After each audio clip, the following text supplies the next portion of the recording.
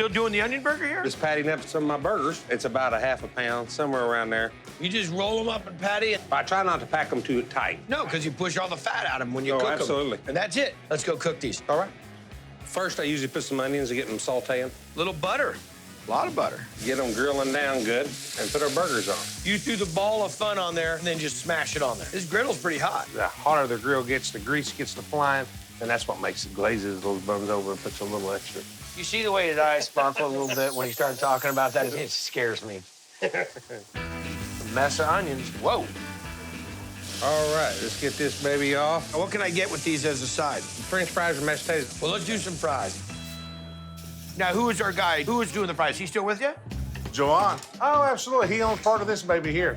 And he was a fry cutting machine. He cuts them up to order. 7,500 pounds a day. Is that a normal setup? That's a normal setup. Dude, that's huge. Oh, great, man. Look at all the juice running off that. You can't beat that. That's what a burger's supposed to be. This is definitely a joint that I will come back to. The only thing is you just gotta get some more seating, brother. That'd help, wouldn't it? How far away are we from Nick's Grill? About 2 miles straight west. And it's still cranking along. And we still line them outside. Because you do. Yeah, I don't know. You were the one, buddy. All I did was shine the light on it. Chicken kebab is one of my favorite. I got a chicken kebab with the Barbary rice ready. To cook it as moist, it's just definitely work of art. We're gonna make chicken kebab. Chicken kebabs. Okay. And this is him excited right now, so just dial it down. We ground up the chicken breast. Ground onions. These are not ground, these are grated onion. Garlic, jalapeno pepper, sweet pepper, salt, fresh mint, Okay. parsley, liquid saffron, Puree it up. and then we put them on the skewers. All right, Capitan. Some meat. And then we put it on the open flame. That's right. And do we serve this with a sauce or anything? We serve it with saffron rice and Barbary garnish on it. This is Barbary? Yeah.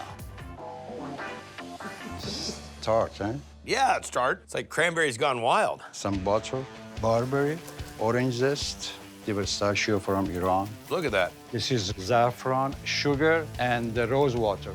Hate rose water. If it tastes like old furniture, I'm gonna be upset. You ready, boss? Yes, sir. Saffron rice with the chicken. The Barbary mix, it's ready. That is one of the most beautiful plates I've seen on Triple D in a long time. I mean, that is gorgeous. Thank you. Delicious. Nice and tender, lots of flavor.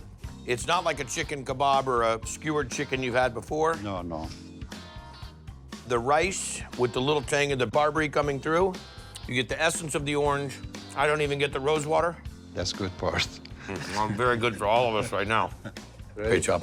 Thank you. Chicken kebab, it's very flavorful. It's got good texture to it. You definitely don't see this much saffron or barberry anywhere else. I got blackened chicken dinner. It's by far the best meal in Oklahoma City. Got the disco biscuit in the window.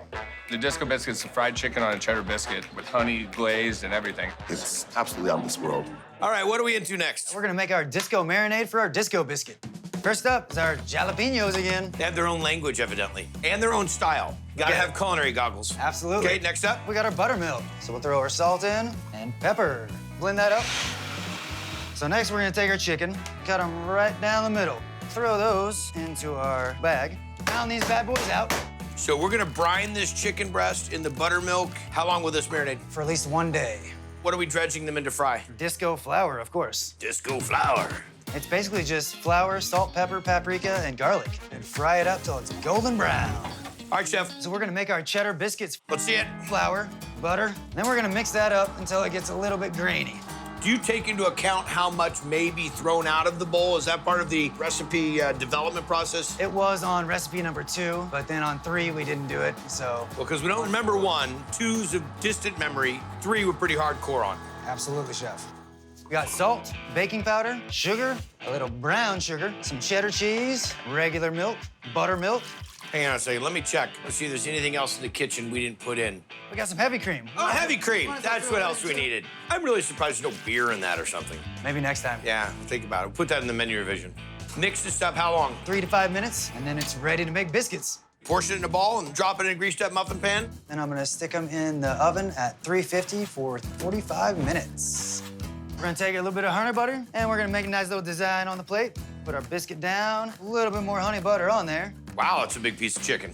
More honey butter. Absolutely. Drench that thing. To top it off, just a little bit of green onion. That's it, chef.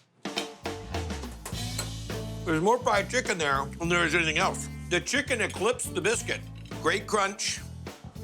Not super spicy, but you get a little bit of the jalapeno and a little bit of the buttermilk. Look at that. Just soaking up that honey butter. Little sweet, a lot of silkiness from the butter. Delicious biscuit, light. It's rich, it's tangy. Well done. Here's your disco biscuit. The chicken is really juicy, and then the glaze just kind of sets it off. And the cheddar biscuits are amazing. Trapani coming out. Yum. The Trapani Pizza is outstanding. It's got the prosciutto, it's got the figs, it's got some balsamic, and the wood fire that they do in there is amazing. All right, well, let's get into this. We are making our dough from scratch. A high gluten flour. Got it. Salt, water, and yeast. So traditional pizza dough recipe. Mix for 6 or 7 minutes. Put it in a tub to let it proof. This is my great-grandma's blanket. Really? Yeah, so it's like grandma's blessing. And we're gonna do 8-ounce balls. How good are you at the portion game? How good are you? Where do you think you're at with that one? 8-6, do your picks. 8-4. Bam. 8-0. Was it 3 cuts? yeah, 8-4 cuts. Goes by the amount of Yeah, I cuts. see. 8-8. 7-6. That's under. We never want to go under. There's 8-1. I got it in 3, you got it in 4. But I mean, I'm not saying I'm better. I'm just saying that. 3 cuts, I believe. Go back to the tape. Then that proofs for 3 days. Yes, sir. So you're getting that nice, big, yeasty flavor Very. dough. All right, chef, next step. All right, we're gonna do our balsamic maple glaze. Okay. Balsamic vinegar. Bring it to a boil. Once it reduces down, we're gonna go with some pure maple syrup. Get a little extra sweet. That's it. Time to make the magic happen. All right, we're gonna do a little caputo. Can't argue that that's hand thrown. Ricotta cheese with whole milk. Mozzarella. Some fresh figs. I figured. Roasted garlic. We like to put a lot on it. Roasted red pepper. Beautiful. And we'll slide it in the oven. 90 seconds. And what kind of wood are we using in the oven? Pecan hickory. Easy peasy. Fuck, you're so svelte. Cut it up here real quick. Top each slice with prosciutto. Turn it 1 time to the left. My mother says that is her superstition. The balsamic maple glaze. Okay. Drizzle it over. That's good looking pie. I mean, it's just really delicious. The crust is the foundation, and it's out of bounds. Neapolitan pizza has to be in balance, and you give good portions, a good amount of prosciutto. It's an honest pizza, scratch-made, handmade, with a lot of family love in it. Well done. Look. Trapani Pizza for Kim. Thank you. The crust is very soft and crunchy. The figs were delicious. The balsamic glaze is fantastic. Championship chili. It's won the state of Oklahoma chili championship. Not once, but twice. I love it. Okay, we're making chili. 5 pounds of ground beef. Little 80-20. Now, we're not cooking on the flat top, right? We're just kind of Assembling? and then we'll cook it on a burner. So you're gonna cook that meat down first? No, it's all gonna mesh together. Some diced tomatoes. We're just gonna dump everything in. Yep, that's how we do it. 2 times Oklahoma State chili champion. We're gonna put dark chili powder in there. Ground chili pepper, some paprika, mainly for color. That's where they call it the bowl of red, diced fresh onion. Where'd this recipe come from? My dad and my granddad, some fresh pureed garlic. You can't make chili without some cumin. I like where this is going. I mean, you got all the right ingredients in here. Where's the heat coming? We're gonna get any heat? Oh, there we go. Crushed red. Whoa, I love your real precise scientific measurement style. Thank you. Salt, ground black pepper, a little sugar. Put the buffer on it. Smoothing it out. Now, kick this around, get it started. Keep it on low heat. And you want to try and keep it covered. So you don't lose all the flavor, and you also steam it a little bit. Stir it off. Every 15, 20 minutes? Yeah, about 2 hours into cooking. I like to put a couple more tablespoons of each of the spices. So we're gonna hammer it home. Yeah, to be sure it's nice and tasty. 3 hours later, this is what you get. Look at that, man. There you go. There's chili. It's dynamite, man. You know the key to this is it's cooked down so well. It's just got a really nice, gentle texture. A little bit of heat in that. Little. That's really good chili, bro. I love it because it's delicious. Chili's the best. Awesome. World class, in my opinion. What about the chili makes it so good? Just the flavor, the spice, goes good on anything. Chili on the fries. Always get my hash browns covered with chili and cheese. Their Frito chili pie is amazing. Real good. World famous chili dog. World famous? It's got famous chili on it. Dude, that's winner hot dog dinner. I love it. I love fried chicken. Coming at you. It's about the chicken. It is. Always hot and fresh. You email me. I did. I emailed you in February. Why did you send this to me? It's got a lot of history behind it. Known as one of the oldest bar in Oklahoma and best fried chicken in the state. Just ask anyone here. How's the fried chicken?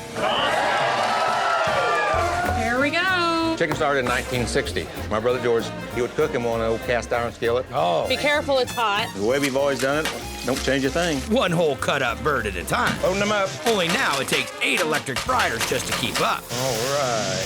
How do we commence the chickenation? First of all, we're going to make our breading. Wheat flour. And why wheat flour? That's what my brother started with. Okay, so a lot of this goes to do with your brother. He made the recipe. Now we have some cornmeal, some salt, a little bit of baking powder. Now, we're not marinating this chicken or anything? No, a little bit of sugar, paprika, and a couple other spices that I'm not telling anybody. Can I taste it? Tastes like paprika to you, though, doesn't it? Yeah. And with some other stuff. No, yeah, definitely got some other stuff. But you know what? Out of respect to what you're doing here and how long this has been going on, I ain't gonna say it. Okay. Now I've got to mix it all up. You're the first person other than family in 40-some years that have seen anybody mix this. You ready All right. to dust some chicken? Okay. The whole chicken at a time. So even on your birthday, you can't come in and just get all wings? No. Nope. That's the way it always was. That's the way it's going to be. Because that's what your brother wanted. That's what he did, and we're not changing any of that. Could dig that. Do you have a favorite fryer? Do you name them? This is a good one here, Elsie. You name it Elsie? Wanda, Wheezy, Penelope, and Sandy. Well, what temperature are you running these? 350? 330. 330. Yeah. So it doesn't cook it as fast to get it as brown as fast. It makes sure that you cook that meat all the way through. Yeah. And how many minutes does it take to cook a chicken? 15 minutes. I thought that the wings cooked a little faster than the breasts. That's what we've always done. That's just the way we do it. So how about this? New rule. Quit asking questions. Give that a little bit of a stir. So they don't stick together. And that's it. See, I want this. Did you just call it chicken up? What do you like the best? I'll put them on top. Oh, I'm a wing and thigh kind of guy. Well, this is just ridiculous because it's molten hot right now. I know. Excellent, man. Super tender and juicy. The skin turns into a nice crust because of the flour and the cornmeal. But boy, it's good. It's cooled down to a point now where I can just start shoveling it in. Here's your chicken. The most tender, the juiciest chicken I've ever had. Tastes like my grandmother's chicken. It's crispy, it's crunchy. It's kind of like to mix in the bread and butter pickle. And around here, everybody's got their own way of eating it. Pick at it, and then you go at it. You have to have a bite of your chicken and a bite of the pickle and a bite of onions. Pickle, onion. That's the way to do it right there.